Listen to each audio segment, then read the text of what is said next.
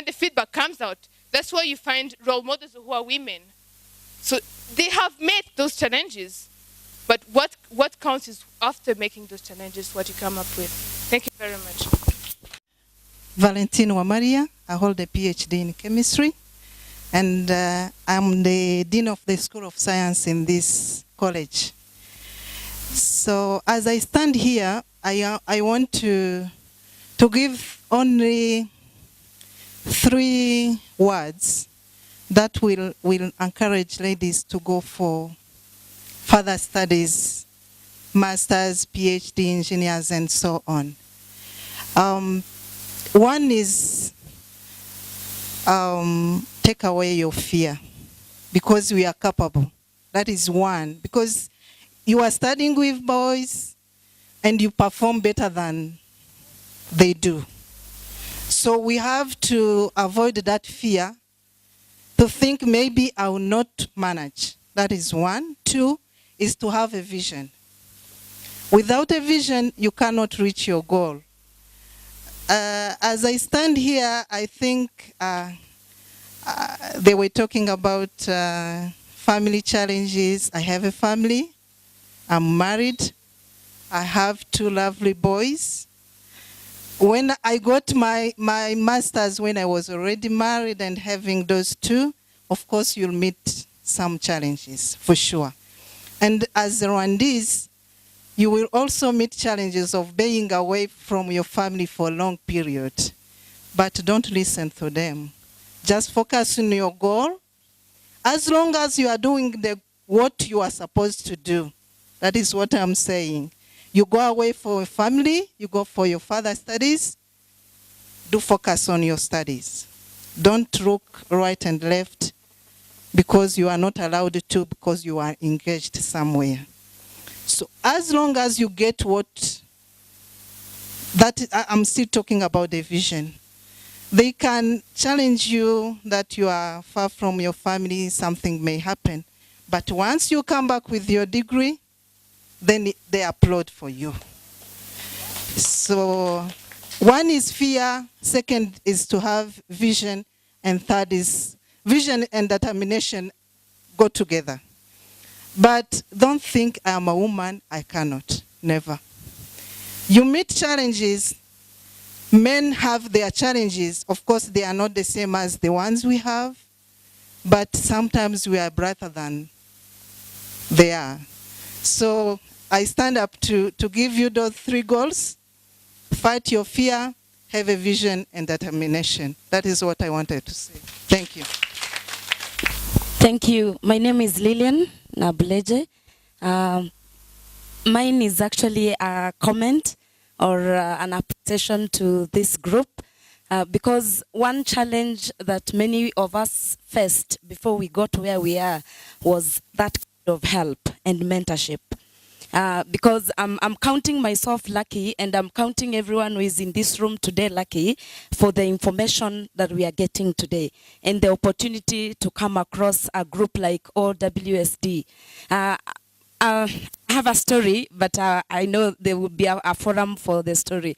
But I'm asking also, how are you making sure that this information reaches to the grassroots? Because I'm sure I'm hearing about this wonderful group because I'm in a university setup, or because I've been able to get some links, maybe friends at university level who can share links about OWSD. But I remember there's a time I was so desperate. I needed a scholarship. I needed help.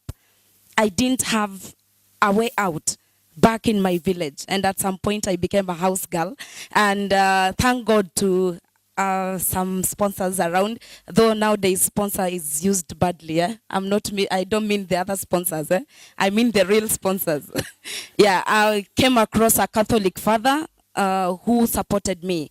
I was like a refugee in some place. And so when I went to him, he welcomed me with his 2 hands. And even I had to lie before getting to him.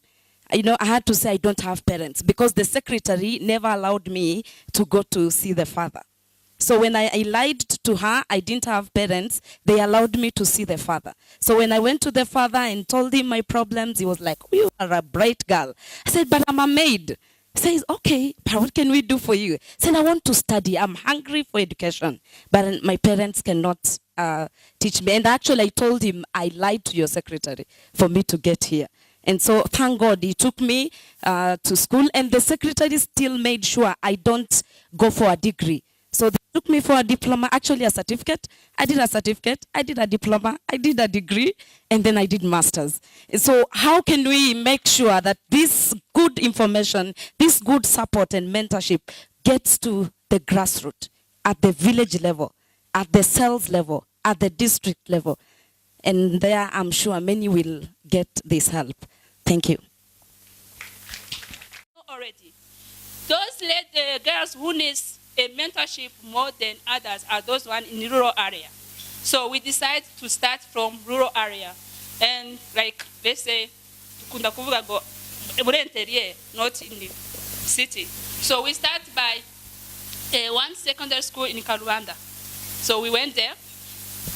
Kids were very excited. I just remember the way they were like, wow, does this exist really? We're telling them about the scholarship. We're telling them about our journey, how we get there. Then we start now inviting some. It's like, I just remember someone, Alice remember someone, Harriet remember someone. We just tell, we are going to create an association for women in science engineering. Are you interested? So what we have to do is this, is this, is this, is this. We try to reach up more as we can, but to get data of people who are doing this kind of thing was really difficult. So what we did, we create this association. We wanted like an office or a district where to start. So we just approached some districts. We started in Kichutilo and then say, but most of us are based here. Why do we have to go to Kichutilo? We just came to Nyarugenge. We approached our UR. They just give us an office. And then the office was also given by UR.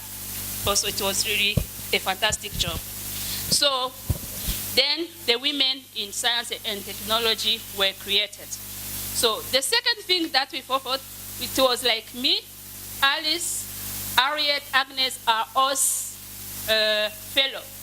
So what can we do? Because they said that we can create a national chapter. So we just say, okay, let's recruit people also to be members. So what we did was like, in those for those ladies who were in association, we encouraged them to apply and become members.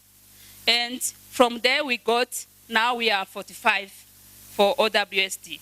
So as the OWSD requirement, if you are at least 20,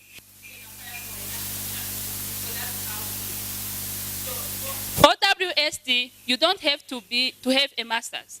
You can be a member or you can be affiliated member. To be an affiliated member, you don't have to be a scientist. So we'll talk about this. You have to become a member, requirement and everything. Remember all the topic in the first session about I was telling you, we were always talking about change problem, women, this thing. What can we do to improve this? What can we do to empower women in the science, engineering, and technology? So what we did, this is the beginning. We are doing outreach to secondary school. We want to be mentor to youngest. Doesn't have to be secondary school. We want also to reach out the undergraduate students. We want also to be to create a career. As all you know, especially in our country, we have a problem with research. So we don't know how to do research.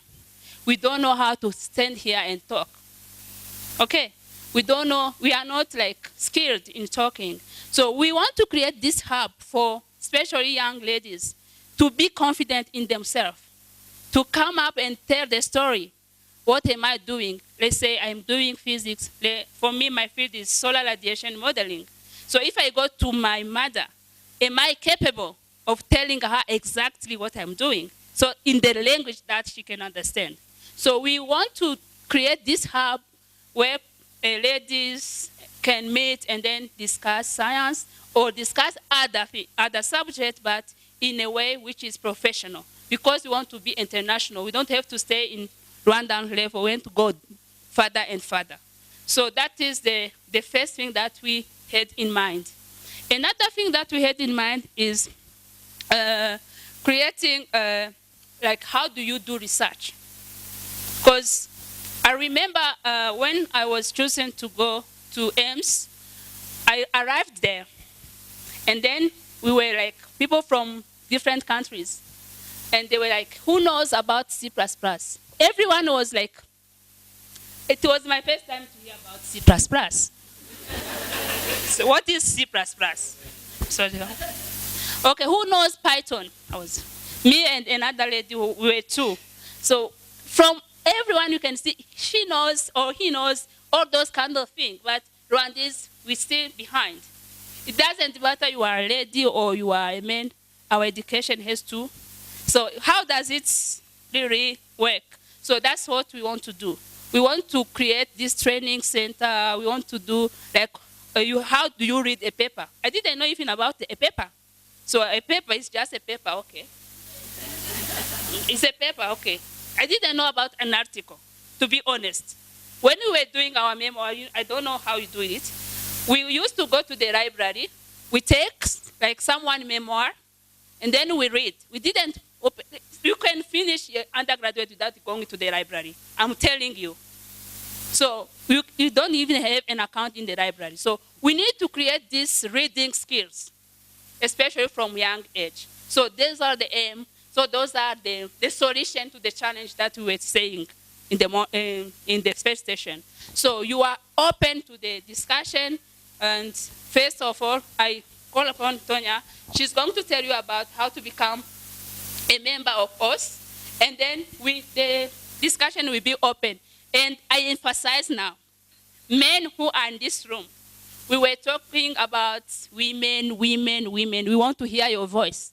Are we saying the truth? So you have to tell us your opinion. Actually, I have a comment, as some of you have said it. I've been thinking, like, I don't know if OWSD, at a national level, do you call it OWSD Rwanda or OWSD national chapter? I don't know.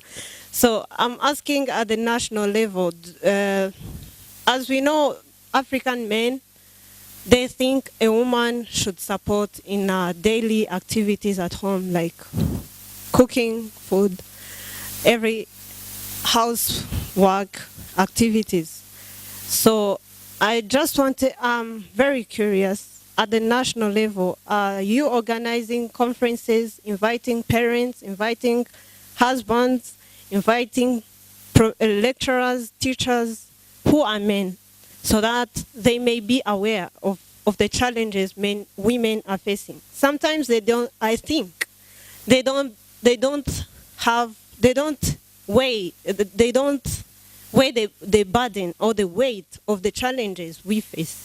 So, but as I'm not yet married, but as hearing the talks, the speech of different presenters, my mind was awakened. Like, I realized the challenges women face in their daily activities, pursuing their career.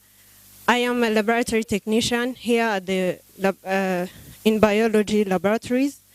Once I had a student, she was married. She was, every day she could make a 3-hour journey from the southern part of Rwanda to this university. By that time it was Kist. So the husband had told her, you shouldn't leave my kid. You shouldn't take my kid to your mother. You shouldn't take my kid to Kigali. So she was staying in Huye, studying here in Kigali. Huye, some of you know. It's a 3-hour journey. She could reach at the bus stop, at the main bus stop at the main park in Nyabugogo, she could get a motorbike. There was a risk of getting an accident. She was always on pressure. At times she could reach the classroom, or she could come after others have finished their CAT, their continuous assessment test. So when she was doing her final year project in my laboratory, she could leave early, sometimes leave her work undone, unattended. So I just called her, you shouldn't leave your work unattended. With tears, she told me, I have to leave every day to Huye. I said, what? So I had to help her so that she completes. But none of her lecturers all the lecturers didn't know what she passed through throughout her study course. So if you could invite men, lecturers, husbands, parents, I think they would support us. Thank you. So thank you very much. So it's good to be here, and I won't take much of your time so that we can go and come back refreshed tomorrow. So I'll tell you a few words about this institute. So the government of Rwanda, the government of Rwanda decided to have this institute. Everybody knows about the International Center for Theoretical Physics in Trieste, Italy. Sorry, who does not know about the International Center for Theoretical Physics in Italy? Okay, so everybody does.